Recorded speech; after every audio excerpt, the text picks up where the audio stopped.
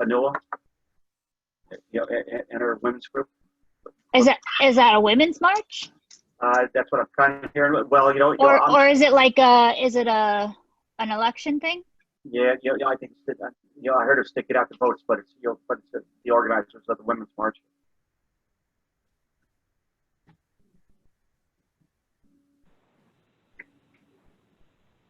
Did you get on there, Robert?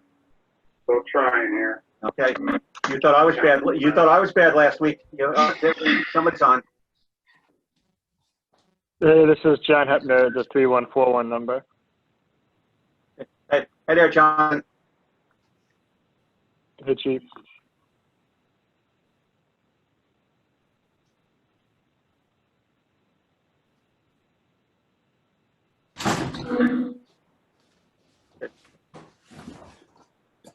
There's Anoa. Hi, Anoa. There.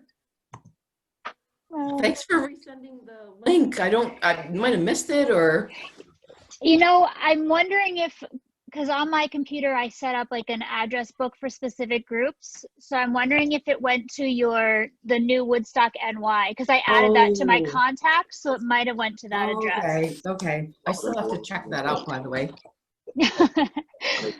I'll go on tomorrow and make sure I have both of the original email addresses and the new ones. It might have just replaced it because it was the same name. Okay. I think I could go in there and put my name in, like forward it to my personal, but. Oh, right. Yeah. Hi, Chief. Hi, Noah. How are you doing today? I'm doing well. How about yourself? I'm doing very good. Good. Vanya, I think this is the first time I'm seeing what you look like. Hi. Hi, I don't know if you can hear me. There's like yes. Yeah, sorry, I forgot to mute, but there's a lawnmower. Can't hear any of that. That's like me at work this morning. I had a work meeting and somebody was chopping down a tree that fell last night with those high winds. Woo.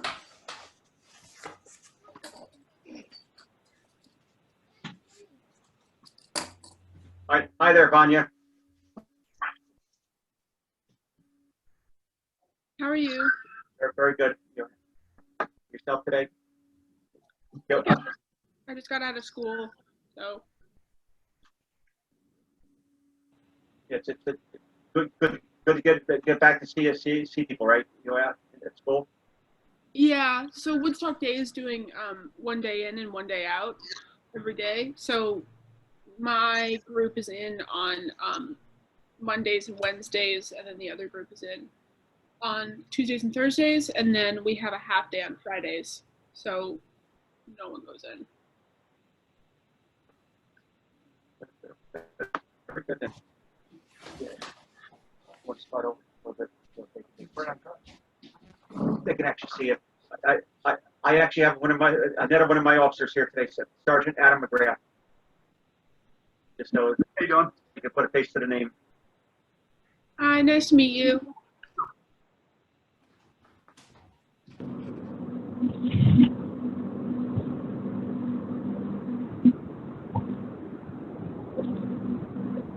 Hi, all. Checking in.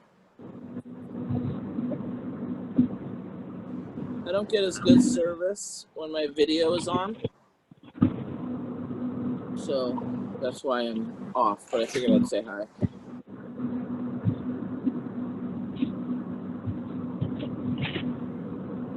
Where's Reggie? I saw him walking into the police station a couple, 25 minutes ago. Yeah, he's been gone. He's been gone for a while, so he should be coming on very shortly. Right on. Has everybody gotten a chance to look at that document? Okay. Ashley, did you get the document of questions that we're going over? Oh, you're muted.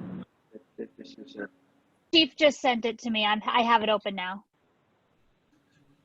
Okay, so then you could share it if we had to screen share or something. Yep. Awesome. Go with Daddy. Go get Rai off the bus. Does anyone know if Tamara's going to make it today, or is that her on one of the phone ins? Hi, my name is Maria. Can anyone hear me? Hi, Maria. Hi, I'm actually Tamara's social work intern, and I believe that she's on her way. And unfortunately, this is the first time I've ever called into a Zoom meeting that I have to for lack of Wi-Fi. But I'm glad you guys can hear me, so hopefully that helps. Definitely, and thank you for all the help that you've done already in research and pulling the form questions together that we could work, giving us some framework. It really helps to have support. Okay. That may have been another intern, but I'm really excited to hear about what you guys have done so far and what's going on. So Okay, I thought that it was I thought her name was Maria for some reason. And have you had a chance to view the previous videos of the previous meetings? no, but if somebody links me to that, I totally can. Okay, absolutely. And then I was thinking that if we could get the embed codes, like if you go to YouTube, Ashley, and click share, you can copy the embed code and actually embed those videos right onto the page on the website. And then that way people can just like watch them right there. Okay. Was it Maria? Maria? Yeah. Okay. Do you have an email address you want me to send the links to so you can go directly to them? Sure. I'm just gonna give you my shorter one. It's easier. It is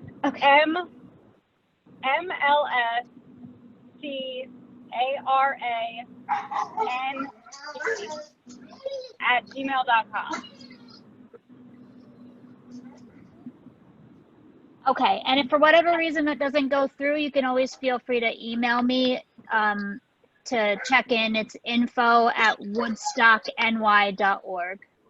Okay, And that's easy. as well, we if you go on to YouTube and you search Town of Woodstock, there is actually a channel and it should be there as well. Correct. Yep.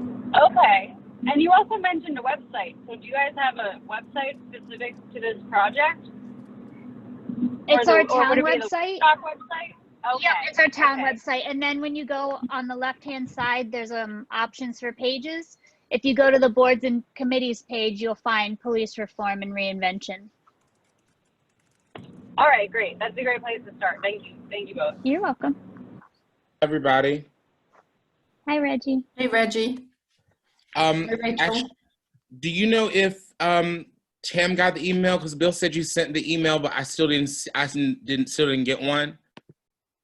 I don't know. I didn't get a response from her after I sent it.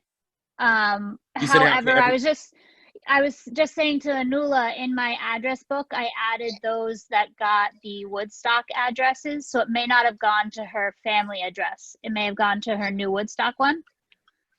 So I'm going to resend it right now to her Okay, and I'm original going to address. text her to check her email. Okay. Who are we talking about? Tamara. Oh, okay. Oh, I'll just send her the link right now.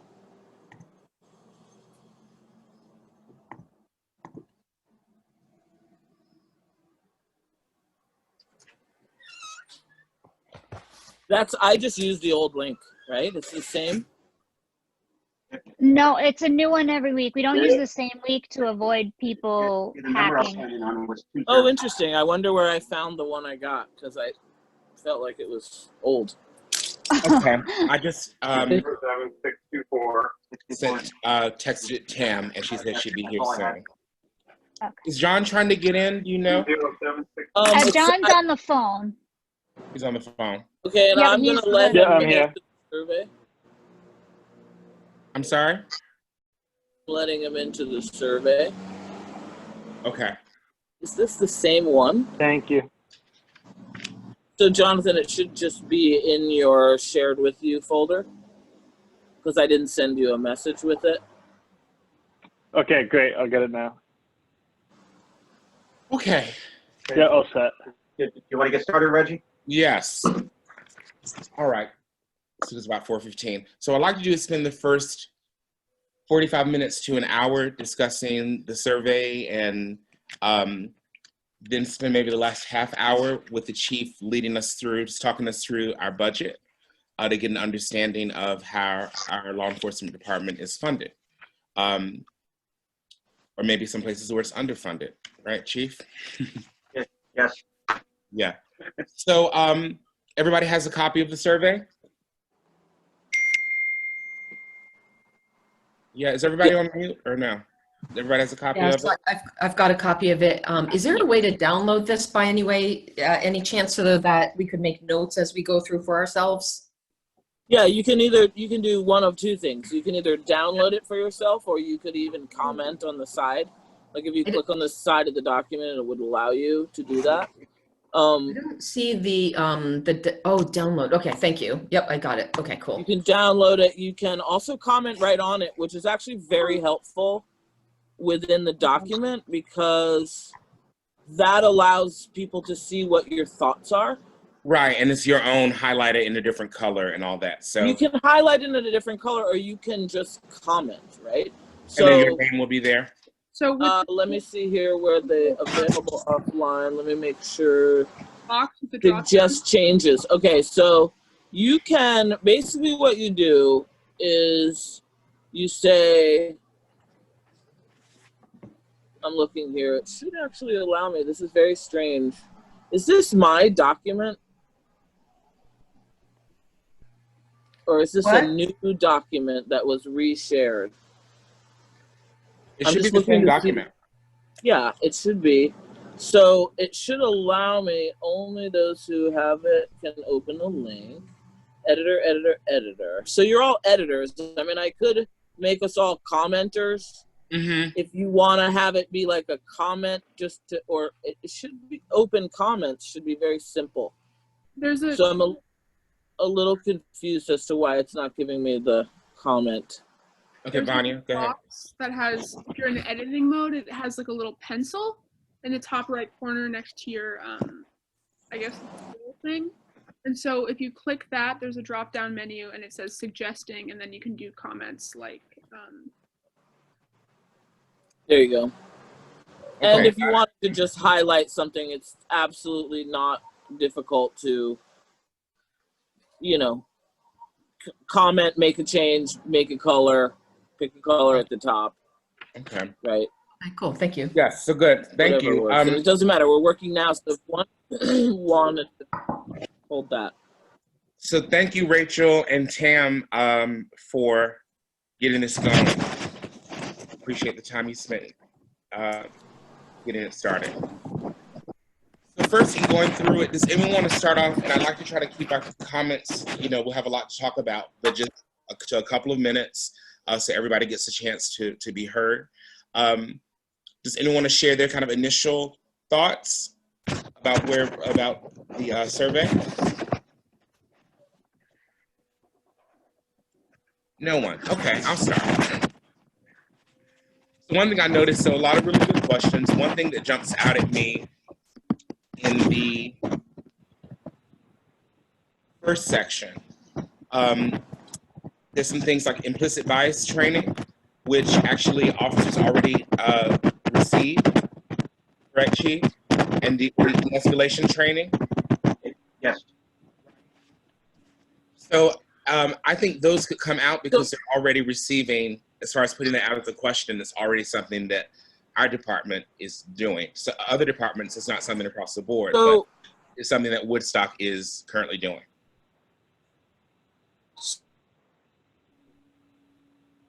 I do have. Up.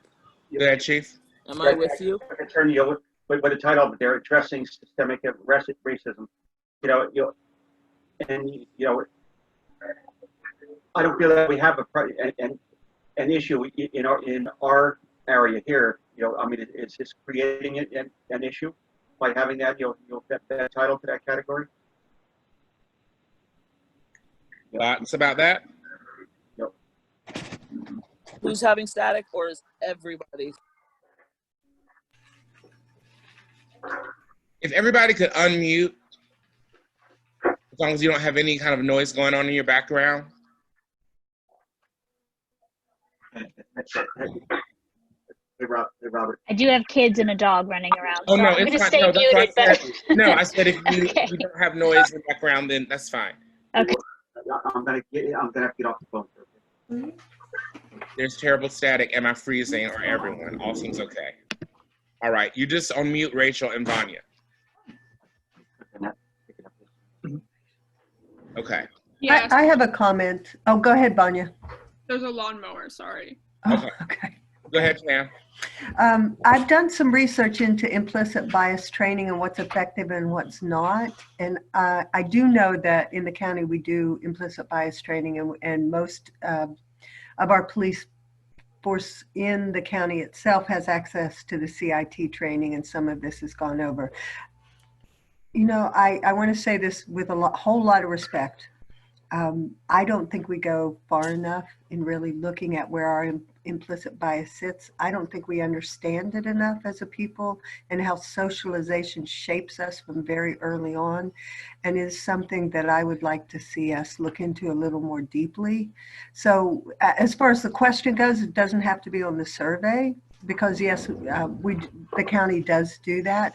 I think we need to research some of the implicit bias trainings that address different pieces of socialization and what shapes us that we don't notice. So I just needed to say that. And that could be something as we look at one area about training, so we can have an understanding of what it's even about or what that looks like. So I'm just going to make a note. Okay, just so everybody knows, Reggie, that, but you know, I do have 2 full-time officers scheduled to go,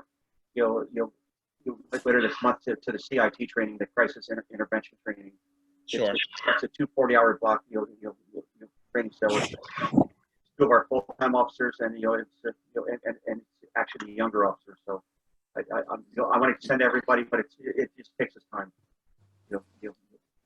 So I think then those first and de-escalation training, again, is something that our officers, that our police department in Woodstock already have.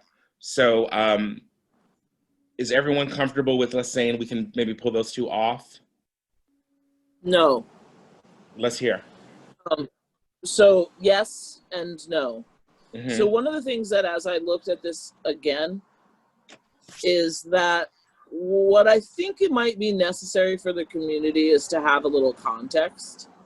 And I understand that the form itself needs to be short and sweet, but we're in a place right now where we could just like not speak to implicit bias, or we could speak to what this group is doing, bring a little context, and then maybe bring those questions, as Anula had noted, are, there's a lot of them.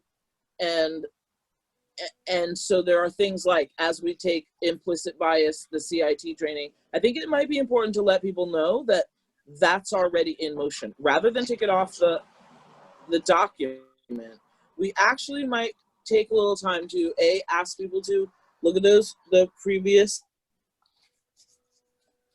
in order to engage in this conversation. Obviously everybody can't. And so how can we in a short document come to a place to say, okay, these are the places that we're checking off. This is what our aim is to bring into this conversation. Please look, answer these questions, right? So to me, it seems like it might make sense for us to actually look at these questions as we're doing, with the aim to make the parking lot that says, these are the things that we've set aside because we don't necessarily need people to tell us whether or not we need to do it or not, because we're already doing it, but actually let people know that's happening, so that people come into this conversation knowing that the chief is already here working with us, Mm-hmm. has been on every call, is working outside of this group meeting to rise to this occasion. Do you know what I mean? You know what I'm saying? Because for the people that aren't going to take the time to watch every meeting, how can we let them know that we are already working? We've been working. We haven't invited them into this conversation yet because we've been at an ascertainment point, although we have invited them to whatever little bit we have. And now here are the questions we'd like to know.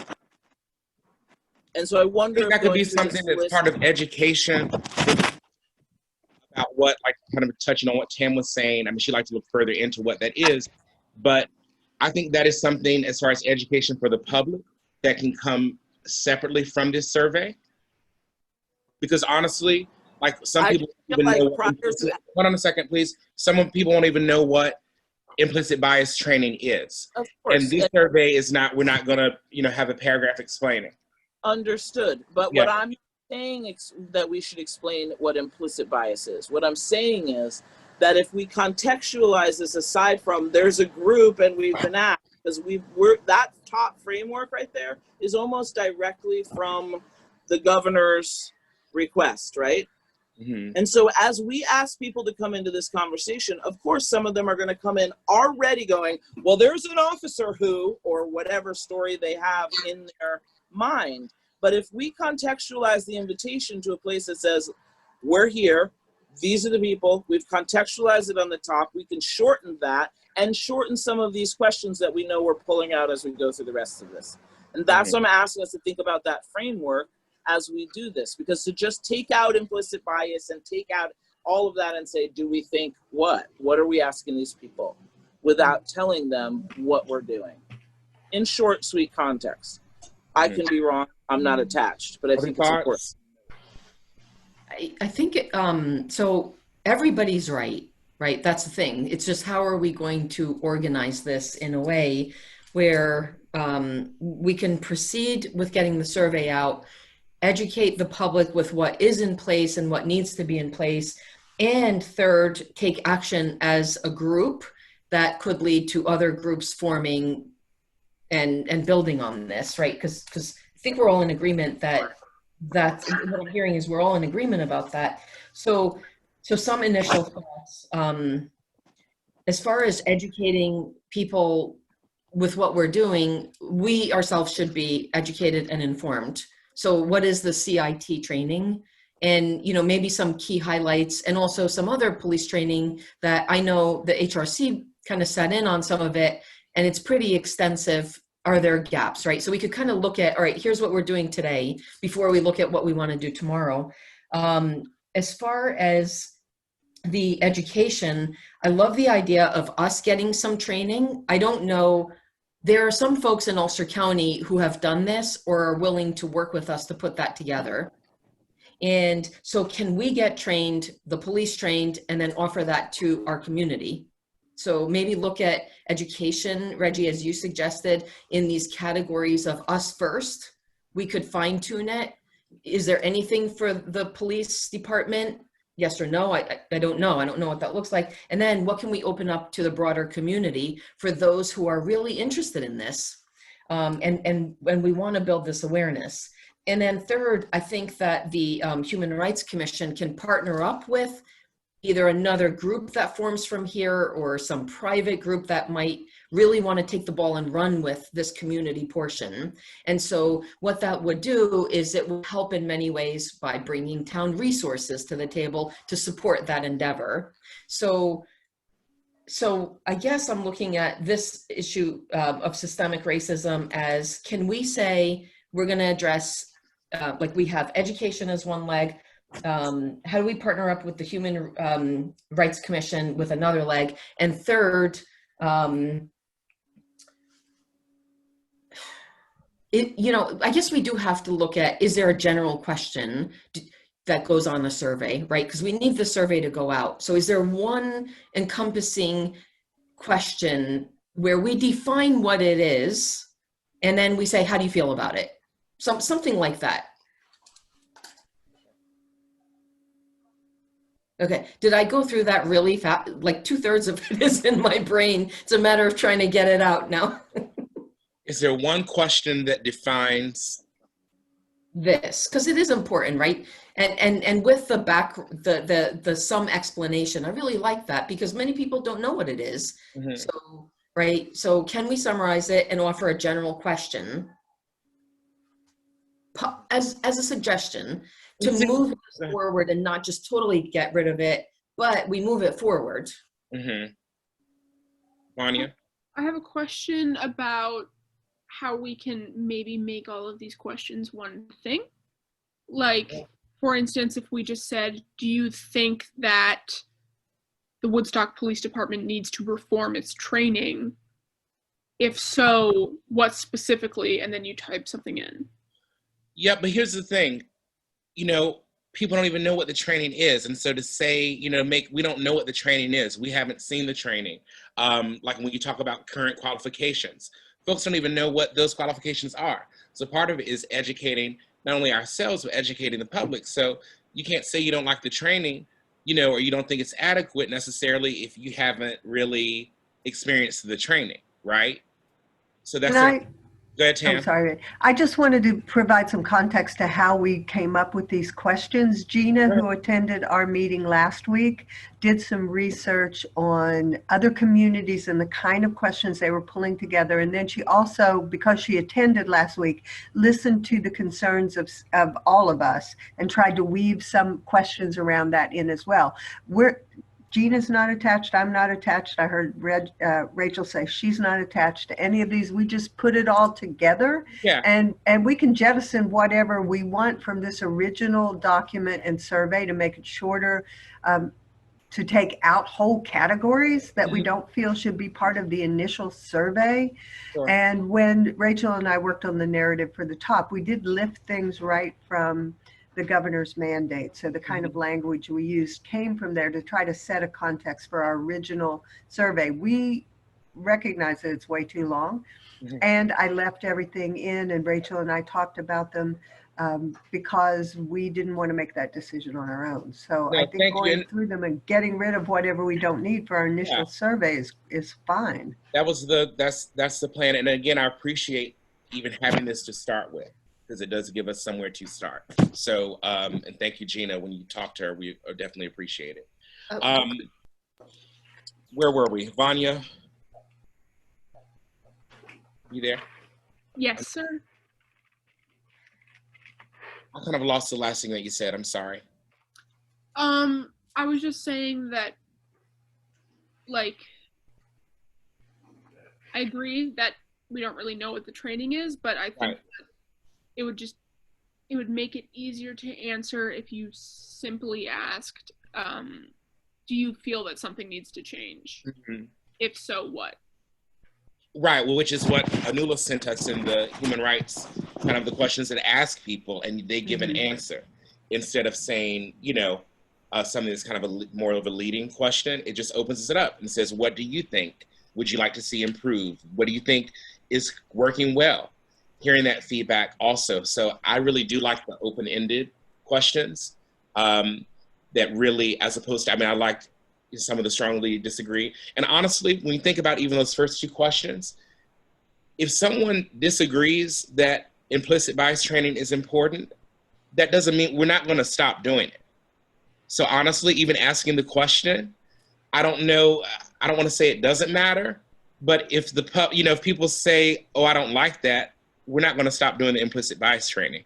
The de-escalation training is not going to stop because someone says, I disagree. Like, okay, you could disagree. You could disagree all day. So that's what I don't even know.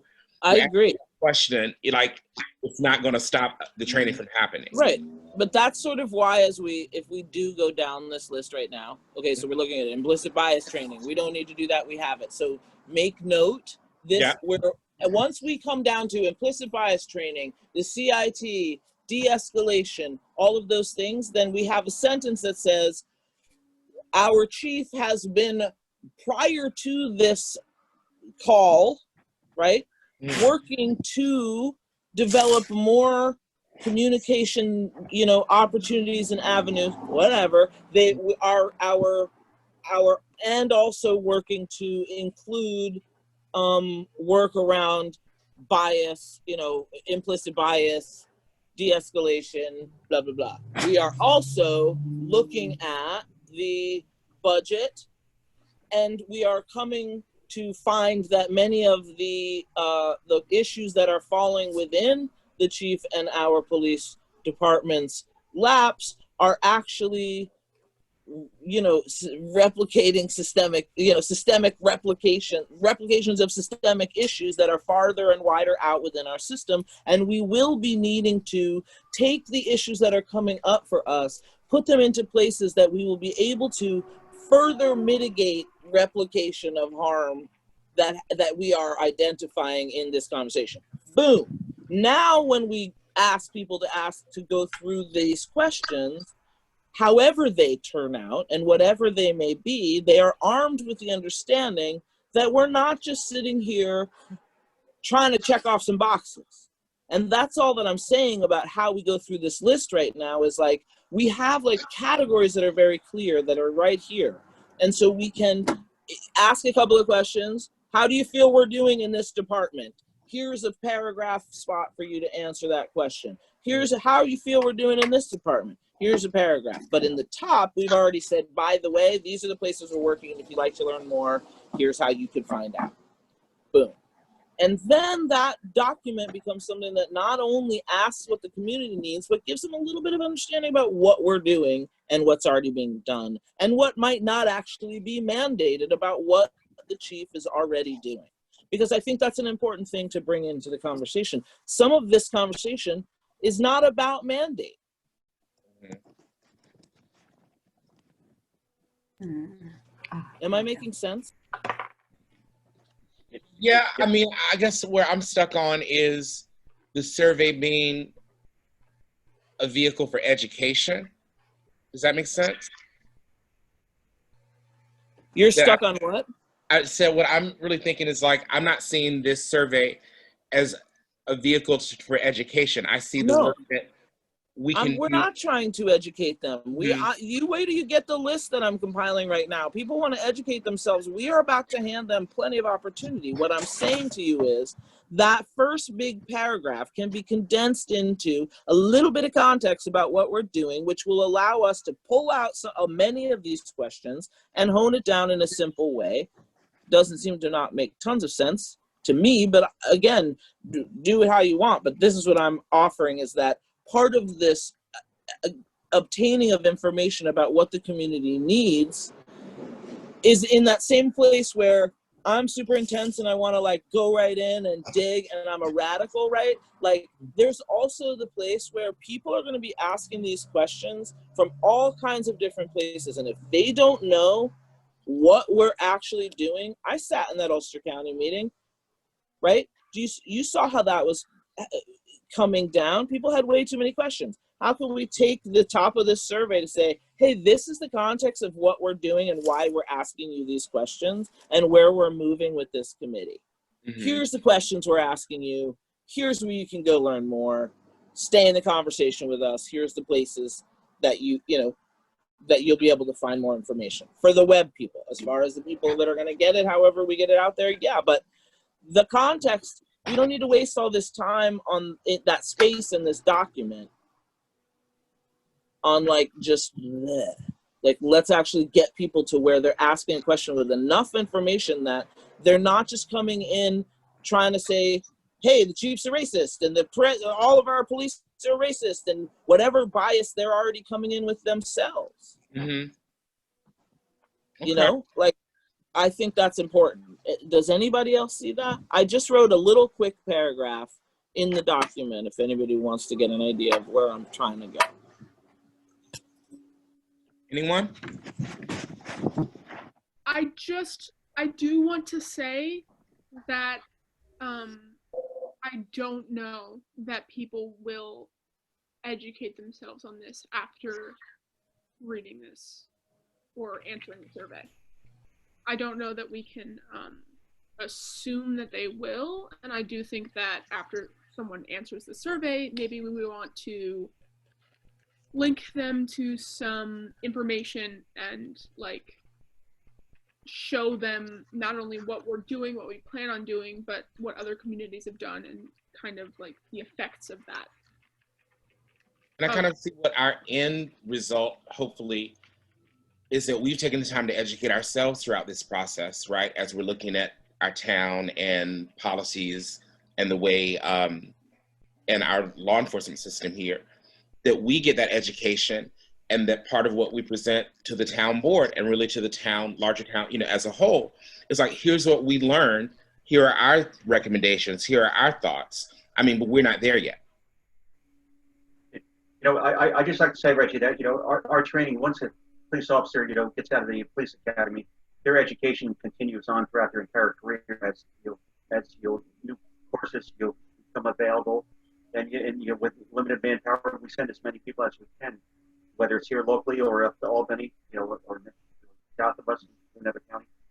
So we are educating our officers continuously. It's not that they get one basic police academy and right, it's one and done, right? And I think that's important for people to really understand. And I think it's important to understand that we in Woodstock, in some ways, have been doing things that maybe for some other towns it's going to be brand new, but we're ahead of the curve in some areas, and I think it's great to let people know that. Tam, were you? Yes, I was going to say one more thing about what Gina put together. She took Vanya's idea about having a Likert scale or multiple choice kind of answer thing and the quantitative question format. And if we want to just go back to using the Human Rights Commission's open-ended 2 questions for an initial survey, I mean, we have lots of options. What I'm hearing is there's kind of an urgency to get that going. And that is also why I volunteered to help with the committee to at least have a document that we could work from.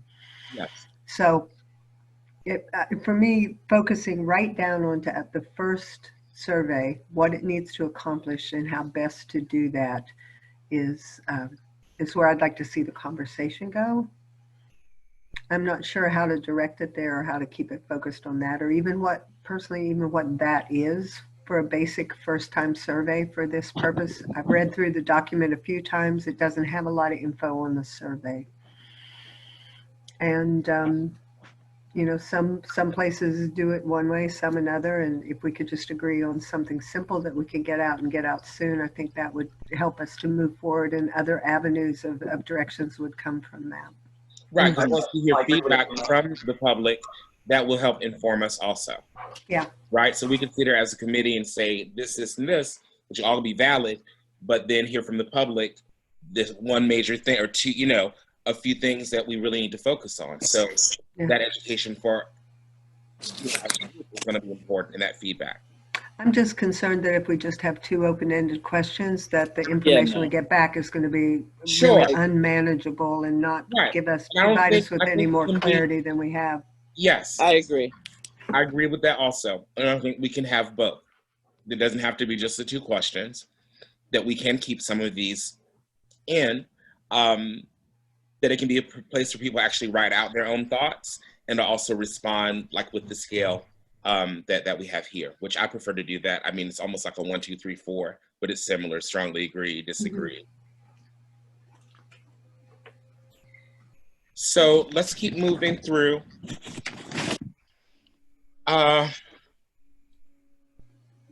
qualifications are sufficient for the officers of WPD. Again, I feel like that should come out because we don't even have an understanding yet of what those qualifications are. So folks in general will not know that. Right.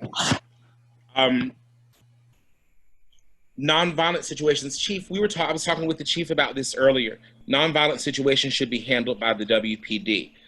To me, nonviolent situations, and Chief, you said something earlier, I can't think of what it is, but that's pretty broad, right? I mean, it could be a simple neighbor dispute about a property line, tree hanging over the property. I mean, we respond to all the calls, violent or non-violent. I mean, with our rural areas, I mean, it's a lot easier just to, on a broad brush, respond to the calls, and and the officers handle, probably 80% of our calls are non-criminal, non-violent, and it's community related. So, asking the public about that, I'd rather, we have a good policy in place. It's not an option. It's we get a call, we go. We respond to it. Broke up a little bit at the end, Chief. I said right now our policy is if we get a call, whether it's violent or non-violent, criminal or non-criminal, we respond to everything. Mm-hmm. And that's the way I'd like to see it remain. So we something doesn't slip through the cracks and really that doesn't get addressed like law enforcement it should. On the police accountability portion, everybody was like the second chunk. Respect comes up in 1, 2, 3, maybe 5 or 6 different questions. I really think we could have one question that addresses that. Because if you look at some of the language, officers of WPD exhibit respect for all during encounters with residents. And then officers of WPD are competent and respectful in the exercise of their duties. If you just see those top 3, and then you jump down to bullet point number 5, officers of WPD act lawfully in the exercise of their duties, are equitable in the distribution of services. And then almost down at the end of accountability, WPD acts in a way that is equitable and socially just. So I'd like to see us just have one question. If we were talking about respect, that's kind of seems to be the thread throughout. And actually I got Bob Nuzzo's email and he had the same point. I'm thinking there could be one question there. Any other thoughts about that? Tam, Sure. you're on mute. You're still muted. I would like, I agree that condensing them into one or possibly 2 questions, for me, there is a distinction between respect and socially just. Yes, respect would include that. However, I would like to see 2 distinct questions around that. Okay. I would also like to ask a question that, let's see, how do I best ask it?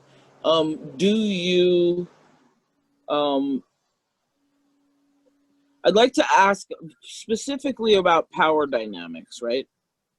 So how do we form that kind of a question as far as how, what are there feelings? Do you have feelings around particular power dynamics you may have witnessed within your interactions with them, right? Like the issue between power, like again, as I mentioned last week when I watched those 4 officers or 3 officers pull up on the young man in the Valero parking lot, there was stance, there was body language, there was all of these issues around power dynamics that that I think is part of the issue that needs to be addressed within systemically within policing across the country, right? Maria had something to say. I think it would need to be more than one question. Respectfully, lawfully, equitably, impartiality are all different and worth asking. I agree too. So does that make sense? Because we can say, are our police respectful and are they nice? I mean, that's like a really sort of way generalized question, right? The questions that we're really trying to identify here within this conversation and within the work we're doing is, do we have imbalanced power dynamics within police and community within our community? That's the real ultimate questions we're asking. We're not just asking, are our police racist or not? We're asking the question is, do the people, when they have someone come to their car in our community, feel beneath the power structure of the person who is there to serve them as well as protect them? Or are they in a situation where they are under the thumb of a police officer? And how are we addressing how we relate to that within our community? Like, where's the real question here? And that's what I'd like to know from the police, from the people in our community, particularly young people. So Rachel, you like that power question? I mean, can you work on I will work language? On yeah. Okay. And then we can look at it as a group. I mean, throughout the, from now until the early part of next week. Something else, just quickly, for me, policing and education. So that whole section to me, really the Ulster County and the school board, that's really not anything that we have any jurisdiction or any say, like we don't have our police officers in as school resource officers. And then my understanding from today is actually there's only one in Onteora, right, Sergeant? There's one in Onteora. There's one for Oniora, but he's the last one in the entire county. He's the last one in the entire county. So Wait, the SRO? Mhm. Yeah. So I think this piece, really that whole section, is not really necessarily relevant to our town. So I really thought, go ahead. That. One is, do you know what happened regarding the SRO at Onteora, and it does affect our youth because our kids go to Onteora? But what I'm saying is that that would go through then the sheriff and the school board, because Woodstock, town of Woodstock itself, in the scope of what we're doing, we're not involved in necessarily the county. Like that could be something at the county level, but that's not something that directly Woodstock has. Well, it is and it isn't, because the county level serves the municipalities within the communities that the county sheriff is jurisdicted over, correct? Say it again. So, in other words, the sheriff is the county sheriff, correct? And so every municipality within that county is within the jurisdiction, correct? So if we're reaching out to our community and we're asking them about the reinventing policing in this conversation, right? How are we looking at this whole conversation, and what are we learning, which is that the police do indeed have to deal with the young people who grow up in this community? How is what we are finding from our community going to inform the Ulster County conversation there? And if we don't ask our people and we expect our community to go deal with that with the Ulster County conversation, then we're dropping a ball. Other thoughts? Rania? I think that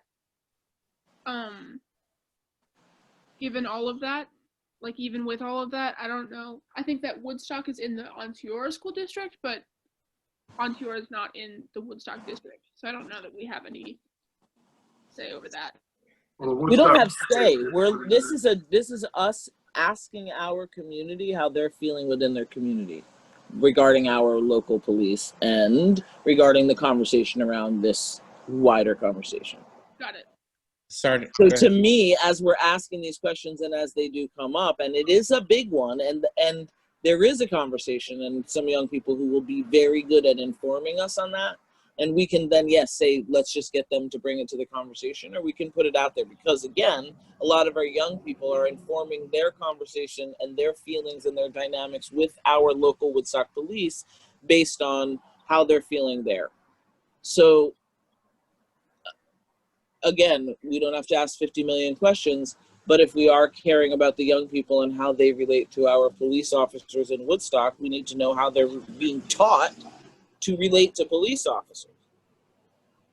That's all going to go through the sheriff's department with their school resource officer. Yeah. We do work with him, Rachel, but he's not here all the time. When Woodstock School has been open in the past, he tries to make an appearance once a day, but he tries to hit all the schools throughout the day. So this is a question concerning the sheriff's department, and the school district. I mean, we don't have the resources to put an officer in the school. But we don't want it. Neither do the kids. If there is one question, I think that can come to try to address police and youth, or we can think about, how we're going to frame that. But if we're talking about the length of this, this I'd like to see condensed way down. Because again, I think if we have too many questions, it's going to be off-putting to folks. So if there's some other way to think about how we can ask a question, and maybe it is an open-ended question, I'm not sure. But again, I think that is taking up, certainly I think the police and interactions with youth is important, and important to hear back from folks about how their feelings about it. But I just think this is a section that we can rethink, like we could minimize into maybe one question. No one say anything. Ashley? My one concern about putting in things that we have no control over is if we're asking them, they're expecting us to look at it and make a change. And if Ulster County isn't on board with that, I'm afraid that the public's going to come back and say, well, you did me wrong. You didn't do what you said you were going to do.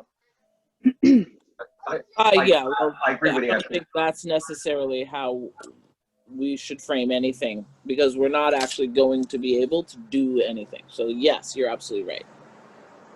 So then after this meet, folks can be thinking about, or Rachel, if that is really important to you, if you want to think about some way to frame that as a question, great. Any other thoughts around that section? That's a no. Okay, so here's a thought. Yeah. So let's just go to the top of every one of these conversations, right? Every one of these headlines. Attitudes about the Woodstock police. There's a lot of stuff. They're providing appropriate community. This is why I said the idea of a strongly disagree. That's going to take us into all kind of pages. There are many dynamics, relational experiences, and concerns which affect the attitudes about the police, community attitudes about the police, or about the police within our community. Individual attitudes about the police in our community, within our community. Right? Are you reading from something that... I just typed that into the top of this thing. We have this whole list here. They treat people with respect. They respect the rights of individuals and treat them fairly, all those things, whatever. Here, there are many dynamics, relational experiences, concerns, whatever, change the language, I don't care, which affect the individual attitudes about the police within our community. How do you feel? What is your general feeling about relationship with the community? Do you feel respect? Blah, blah, blah. Mm-hmm. Tell us a little bit. Mm-hmm. Boom. Yeah. You want to put a couple things in here? You can. The Google Forms is like check boxes are easy. Respect, honor, communication. Feel protected. Blah blah blah. Here's a tiny little checkbox. Fill in a thing. Done. Because the question that we're asking is like, we recognize there are dynamics that create the attitudes we have about police in our house. Question. Done. Mm-hmm. There's your. And you have it. They're welcoming. Do you feel our community? Yes or no? Okay, say why. Say why. Mm-hmm. Right? Do you feel respected, honored, welcomed? Do you feel like you have a channel of communication and a good feedback loop? Yeah? Okay, good, done. Each one of these has a question within all of these questions that can be pulled into one. Policing and education. Mm-hmm. There's no connection, blah, blah, blah. We pull this in, tighten it up, ask a good, juicy question that asks these. Right. In education, do you feel that having an SRO in your school has affected your, the way that you look at police out in the world? Have there been any situations for you within your school? Because here, look, this is being addressed right now, as Vanya had mentioned earlier. Right here in this question form. How do you feel about the education? Boom. We can take this down into 20 questions even regarding each one of the tops of these headlines. Wonderful. And then Vanya, we'll work on that as we kind of move through the weekend. If everybody, I don't know if folks are going to be around, but I would like us to be checking our emails and responding to try to do some more editing on this. I'll try to go right before we get off or while we're working or whatever. I will try to personally at least take a minute. Police accountability. Try to write a little top question there that everybody can hack up, take apart. I'm not attached. I don't care. I won't be offended if it's scratched or dropped or whatever. Yeah. But I'll try to just sort of frame what I'm seeing in these questions. Yeah. So that we can try to boom, and then everybody can hack at it. I'll just do what I can a little bit between when I hop off this call. Thank you. Please try to get that. Thank you. So we're going to pare it down some, everybody. I know Bob isn't on the call, but he'd already responded with some of his thoughts. So really over the weekend into early next week, what I'd like to see us do is really by next Thursday, we've completed, our questions are all organized. We have that done, right? And that on, the goal would be on Friday that we can get this going with getting it out to the public. in talking to Bill, we did not have the funding to send this out to 5,000 people. So what it's really going to take is as much between social media. I know everybody doesn't have it, but partnering with some stores. I already have some thoughts, and the chief and Bill, I know we've talked to about some places I think we can get buy-in from just local folks, the business owners, maybe Sunfrost. The Cub. The Cub, yes, there's so many. So, and that can even be a separate email. I'm just going to make a note now. Let's put together ideas. If you just send, maybe I'll start the email and say places that we're going to put the survey. And speaking to Bill, it doesn't have to be an elaborate Dropbox made out of steel. It can be very simple. But I think that amongst this group, even, we know enough people that we can get the word out and ask that folks are sharing it on their Facebook pages. Personally, I hate Facebook, and I never post anything, but I will make a post about it. And then reaching out to some folks that we know that are connected. Woodstock Women's March, Anula, I know we talked about that earlier. She'd be willing to get the word out. So I think there we can do a big blitz to get the word out there amongst our friends, people we're involved with, the town also. We have a town board meeting coming up. Not this Tuesday, but on the 20th, I believe. Does that sound right, Ashley? The 20th? And so I know I'll be talking about it there. But we're just going to have to kind of do it that way because we just do not have the money to get 5,000 of these printed and mailed out. Anula, you're on mute. You're on mute. Quick question. Yeah. There was a recommendation that came in from the Human Rights Commission. Can we talk about whether it's really viable or not to have a laptop at Woodstock Commons, Woodstock Meadows, the community center, family, town hall, old and new, and if there'd be somebody like a volunteer able to sit there to assist people and to make sure people push their send button. I would be willing to do that, but also, sorry, my mouth is full. But if we finish, I can like sit on the green one weekend and hand them out to people who are from here. If that like is easier. Yes. I'm totally free. I really do not have anything to do, so. Okay. And actually the chief, and that's something we talked about, like, oh, maybe some folks would want to volunteer to be on the green. And I would be happy to do that with you, Vanya, and to see if any other folks. Anula, you named maybe 5 or 6 places. I don't know that we have 5 or 6 laptops. Okay. I don't know, Ashley, do we even have 5 or 6 laptops? I think we have maybe 2.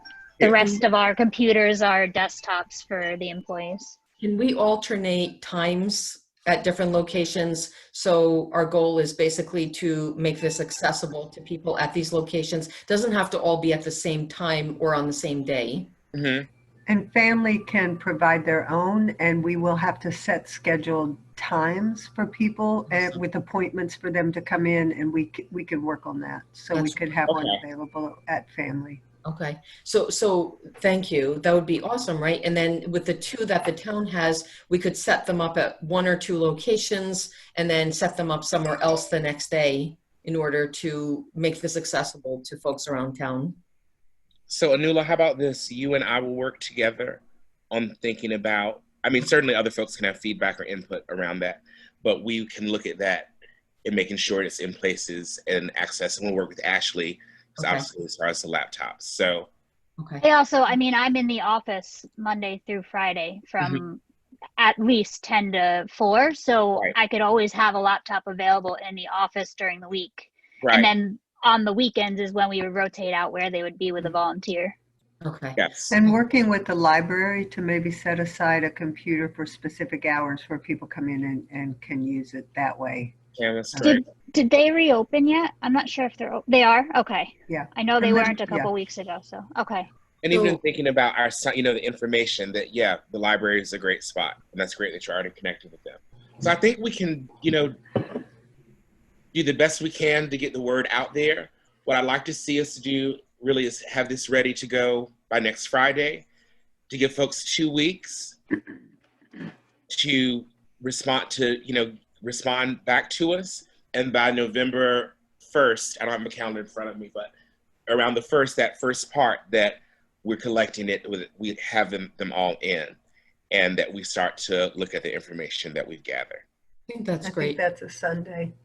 I do want to say one thing, that from my understanding of where we're at and what we're being asked to do, this conversation has helped me to be able to articulate something, at least inside my own head, which is that the thrust of this is to look at a culture that has a lot of implicity in it and make that explicit so it can be addressed, so it can be discussed, so it can be recognized. And so from my perspective now, going through all this, I'm going to hold that as what I've been asked to do, is to look at a particular piece of culture that has a lot of implicity in it, and how to make that explicit so it can be discussed, it can be recognized, it can be discussed, it's brought into awareness. And it does fall into some of these categories. And I agree that some of this language around questions is way too vague. It's not going to be particularly helpful. So also when I look at this, I want to be very specific about the words that are used in the questions. So I just need to say that. I don't know. Yeah. I appreciate that. Yeah. I would like to see us challenge ourselves to keep this list really short, and so that we're considerate of people's time at those computers in public areas. I would like to see at least 2 open-ended questions so that people can share their vision, something that we might not think of. I think that that's a big part of it. And if the other 8 are like these kind of multiple, like this rating system, that's fine. But I really would think, can we keep it to 10, all inclusive? And so it will force us to, at least with this first round, really be very cognizant of people's time, effort, energy, especially at the library, at family, at Woodstock Meadows, and so on and so Good forth. way to get in and out, not Exactly. be there. Right. Yeah, as well, I wonder if I will reach out to, for instance, the Catskill Art Supply and see if they have any perhaps discount ability, or they want to donate a ream of paper, anything to that effect, where we will, to try to create a way for people to take something home with them. Oh, sure. And we will have, on the town, we can print out copies. That's not it. We can have lots of copies. That's obviously much cheaper. We can take care of that on the town end. So don't have to worry at this point. If they want to volunteer, or donate, say, oh, you can make 500 copies here. Great. But on the town end, I think we can cover that. Anula, I do like your suggestion, definitely, and I'm in agreement on the 2 open-ended questions. I would like to hear vision from folks also. And then can I ask budget? Before we move to the budget, just to close this up, Mm-hmm. I just, if anybody wants to peek onto, for instance, police accountability, and to just name this, thank you, Tamara, for naming that and for bringing that into the center. And so, for instance, this is how my mind is working in this, and this is sort of how, for instance, police accountability. We recognize the importance of police accountability individually and across our police departments. Do you feel that Woodstock police are held accountable to their actions and relational exchanges in our community? Who might be, who is the holder of accountability, or something to that effect? Some feel an imbalance of power dynamics between police and community members within the very design of policing in America. Should Woodstock be considering naming and addressing those power dynamics within our own police/community relations? These are the kind of questions that, if we're really trying to get the kind of answers that I'm looking for, that's the way that I would be asking those, and I would let them run with it. Mm-hmm. And I would pick a few: police accountability, addressing systemic racism, practices already in effect, practices that you might, what is your vision and your idea moving out there? Well, how might you reframe this? Do you see the community municipal design reflecting within the need for police change. Like, there's a few questions. We could do this in 5 questions. All right. Well, listen. So let's work together through email this weekend into early next week, and we'll get it whittled down and try to get the most pertinent questions out there. Okay. Thank you, everybody. Reggie, the ideas and questions that was emailed me earlier. Can you send that out to to the members also? Maybe they can just kind of include that in some of their questions. It's kind of repetitive, but it's but at least they can look and see what a member of the law enforcement is kind of suggesting from the. I didn't catch. I'm sorry. I sent to you earlier. The rough draft questions from one of our part-time officers. Oh yes, from one of our officers. Yes, and so we can go ahead. If you could send that out to the members, and yes, just build that in. Email. I'll send that out too because that's from one of our own officers in town. Everybody can look at that too. Okay. Okay. Thank you. That kind of really also makes me wonder and think about, is there something that the officers, like, is there a section of this that the officers may have for us that's directly from our police department? Like, do you have questions that you would like to know of the community? And might that be like a portion of this form? Like, these are that's what he's saying. That's what he's saying is that that's what the chief was just saying is that those questions came from the officer. But you're saying from one. I'm asking. Are you asking for the broad for all of us? Yeah, like. And that's what we talked about last week, Chief. Correct? Is that I asked you to? Do you remember that? Am I making that up, Chief? What's that? I didn't hear that, Reggie. Hear from law enforcement about what their needs or questions were or things they'd like to know. Yes, I mean, and this is kind of some things that we want to know. We actually want to know from the public what they want of us. So it's not what the officers want from the public. It's what the public wants from us. We're here to serve them. Yeah.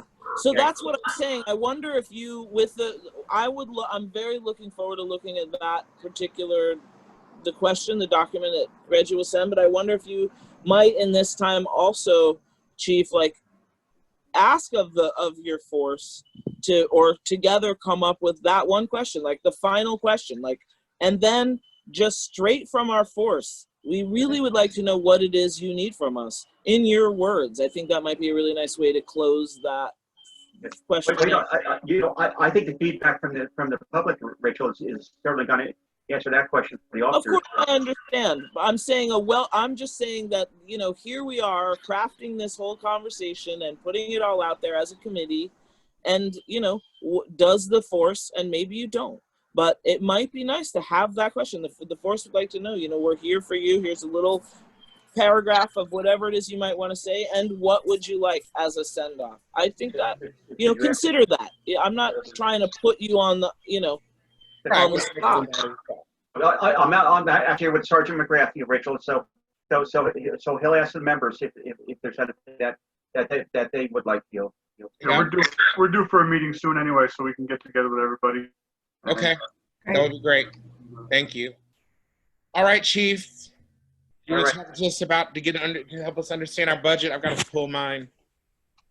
Where is it? You sent this out in email, correct? Yes. Okay. So go ahead. Okay. Our total budget numbers for 2020. The total cost of the budget was $968,000.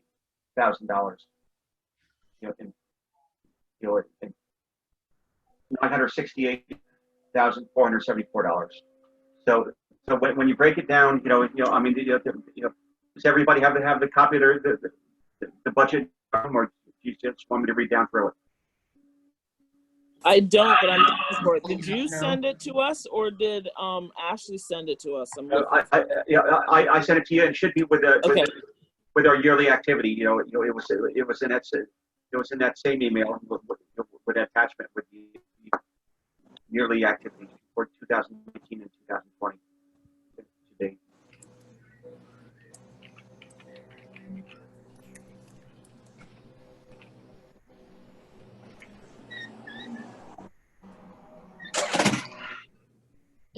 able to resend that very quickly? I apologize. Yeah, that really helped me as well.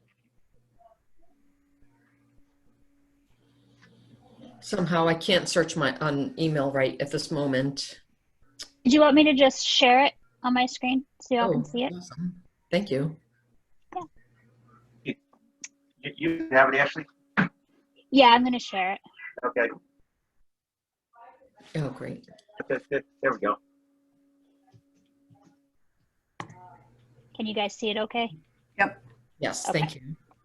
So basically, as we go down with the first, the column there with the current year budgeted, I mean, we spend for our full-time officers, almost $700,000, $697,137.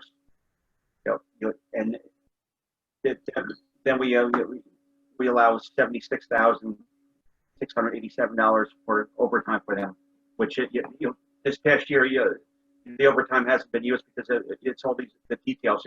There's a lot of events that we do throughout the year that uses that money up. So yeah, that's normally I mean that's a bare bones amount when we have a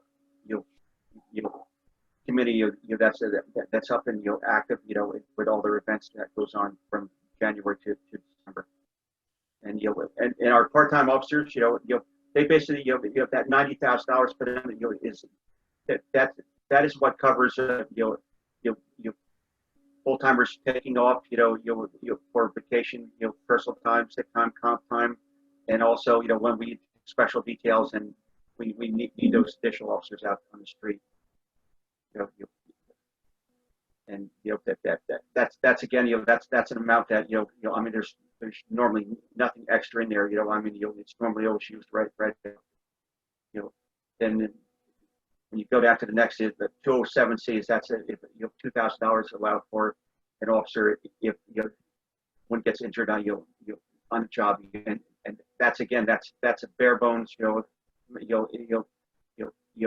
injury to cover an officer's replacement because a 207C is a job and work injury. It's not workers' comp. They get full salary for the 207C, so that money goes real quick. So a lot of times we got to lean into other categories to pay that if it's an extended job injury. Yeah. Then we go down to the part-time officers at part-time compensation. That amount there is for officers that if they work over 200 hours a year, they literally get paid for 9 hours for every hour they work. That was an incentive that was put in to a contract many years ago, and and that totals in the neighborhood of up to $15,000. Some years it could be a little bit more depending on how many part-time hours we use. Is everybody still with me? We're with you. Yes. Okay, and that if we jump down to the next item, it's $45,000 for equipment. That's literally the price of a car, which is normally about 35 to 38,000. And and equipment to put on that car if it needs to be replaced. And that's only one vehicle a year that we normally replace. Because this year we ordered a car in February, and it didn't come till just a couple weeks ago. We're not purchasing a new car next year. So because our town budget is tight, and every department's been asked to tighten your belts. So that line item is down to really a $5,000 amount. Because we're putting basically a new car into service so late in the year. So we're hoping we'll get through the year of 2021 without any vehicle problems. Contractual services that just miscellaneous expenses that come up. The stationary supplies $2,000. I mean that again. I mean that's all just bare bones stuff. There's not normally in a real active year. There's nothing left for these amounts. And we talk about educational expenses. the third line down on towards the bottom, that's $2,000. That's literally, there's an incentive for officers to go on their own time, to get, college education. The town will pay up to $1,000, for any officer that'll go, to a college and get educated, on their own. So that's an incentive that was put in, a while back, and and we do have few officers that do use that from time to time. Chief, is that for full-time officers only? Yes. Also, this is for like continuing or personal education, or specifically for the officers within the police, like for within their work? No, we actually had one officer that left us. Actually, he was school to become a teacher. And and I mean, help them out with his Got it. With his degree, to be a teacher. So it's not restricted to just criminal justice programs. Okay, awesome. So we do have that incentive. We want people to get educated, out there. And if they could do it on their own, I mean, we'll certainly work with them. The vehicle and towing expense, that's literally a bare bones. I mean, $675. I mean, that can tow a car. A couple times. I mean, that money gets used up real quick. So again, it's nobody gets broken down along the road or slides off the road. But there's some money for that. The next one is uniforms. I mean, $4,000.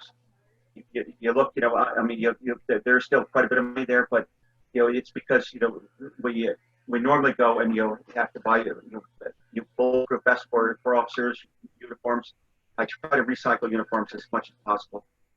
And the cost of a vest alone, we ordered one back in February. We just got it for the officer like a month and a half ago. So it went from $750 to $1,000 this past year. And so it's certainly adds up, but there's buffer in there, to get uniforms for new officers. Again, I mean, we didn't have a lot of officers out on the street, over the summertime, so there wasn't a need to add, a lot out there as far as uniforms. Ammunition, I mean, $4,000, it was allotted to us.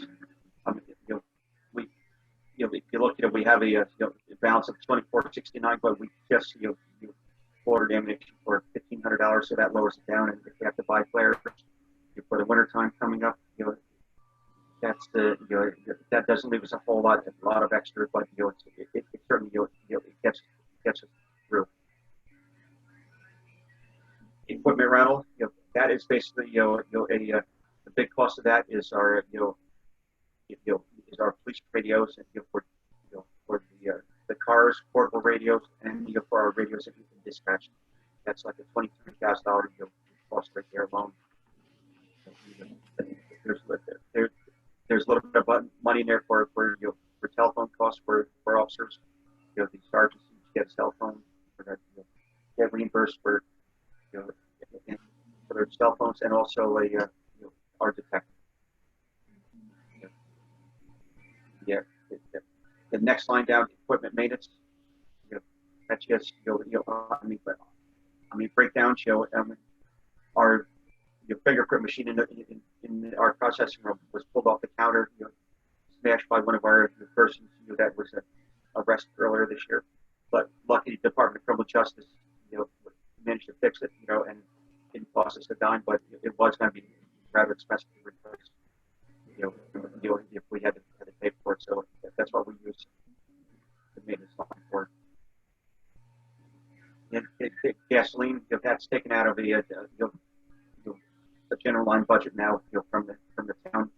That used to be a separate, item that we always had to figure out how much gas and the price. That's all in one line item for the town for all the vehicle maintenance repair.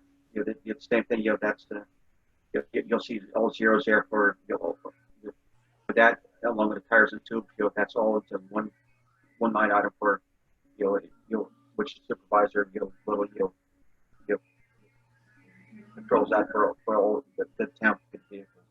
So the gasoline and vehicles, tires, all vehicle repair. That used to, we used to figure out what that was going to cost us, each year for tires, and, it's simplified now, I mean, that way, the department, has a mechanic up there, he's very good at, figuring out, what vehicles are going to need tires, and, really shops around for the best price. So on most part, I think that, everything is, I don't think, I know everything's very conservative, on the police end, there's no extra money out there, to do a lot extra with, and, our whole goal is to have longevity of the police department, not price ourselves out of it, that we have to struggle to figure out where we're going to get our money to, to pay for a large police budget. So that's a big concern, especially in economies where people don't have a lot of money to pay their bills and their taxes. So and I got to say, going through, seeing the departments go through the budget process, and Reggie, you were there. Every department was very very concerned about that same thing. Everybody gave up a little bit. So so we can all function as departments and and have a service for the town. I was just saying, really, the department runs on a very tight budget. And even with education, I wanted to ask about education, like the CIT training, that doesn't come out. So where does that come out? How is that paid for? That is actually free.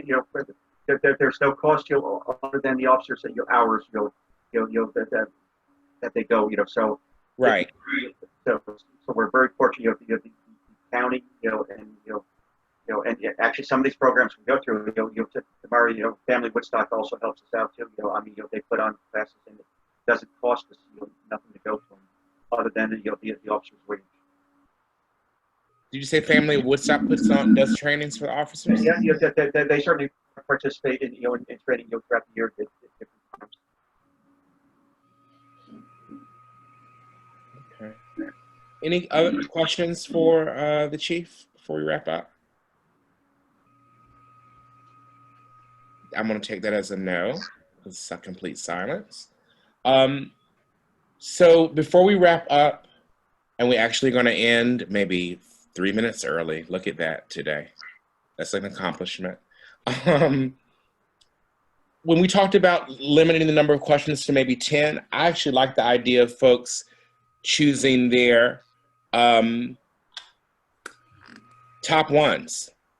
What do folks think of that? Like choosing, what are your 10, you have to come up with 10 questions. Maybe we could say we have 10 questions where it's the strongly agree, disagree, so on and so forth. And then those 2 open-ended questions. We could have a total of 12. How does that sound? Just kind of off the top of our heads. Sounds good. So then folks choose your top 10. Let's email each other if we need to make phone calls or text. I'm around all weekend. Let's do what we can to get together as a group and whittle it down to those, and we will move from there. I'd like to say, Reggie, people that put the survey together, there's a lot of time put into it, a lot of thought process, and I want to thank the members for that. It took 5 minutes. There was a lot of thought process, so it's certainly appreciated. Thank you. Yes. Thank you, Chief. Thank you, Chief. Yes, and thanks everybody, and I will talk to you soon. Thanks. All right. Bye-bye. Bye. Peace.